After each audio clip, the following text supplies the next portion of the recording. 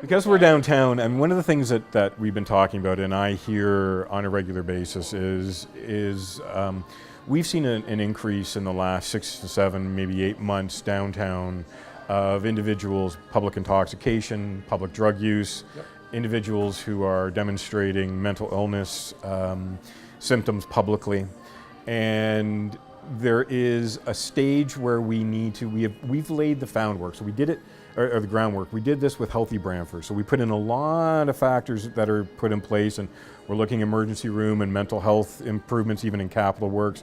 But we've done a lot of work, even through our police system, for mental health and addiction. We're still working on the Detox Rehabilitation Center. I just got an update, so we're just looking at the final agreement pieces, so we're ready to go with that, when credit to you, to pull it off. We've done it with Safe Brantford, where we started doing like the situation table, where we started intervening and getting to people who were constant customers of ours that were coming back into the police system.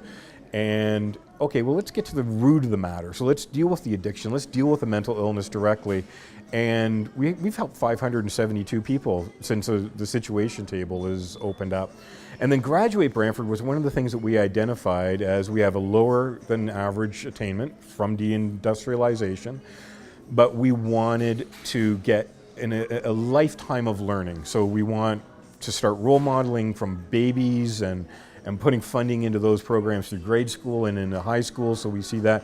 And then ultimately having the university and the college here, we have role models, and because we have the university and college here, you want to be an adult that retires out of a nice position. Maybe you were a teacher.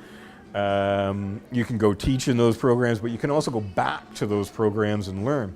So we've laid the groundwork for a lot of that. Even the shelter program that we just approved, which this evening we will actually be speeding up 1 year, because we were looking at a year for transition, but the need is so great, we're going to move it forward a year. So instead of completing some of this by 2020, we're going to be functioning this in November of this year.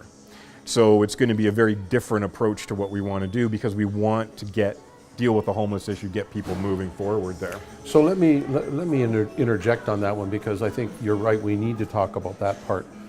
I think it has to be stated that there isn't a community of over 50,000 that doesn't have that problem. Right.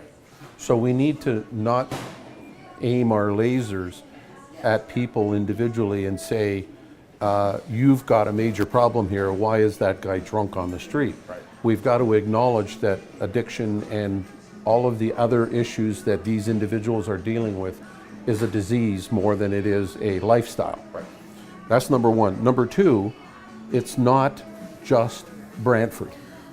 Perfect example, Thursday, I'm chairing the large urban caucus, Windsor, London, Guelph, Richmond Hill, Sault Ste. Marie. We're all talking about it. We're sitting there, we all have exactly the same problem, and exactly over the same time frame, where we started noticing this year a marked increase.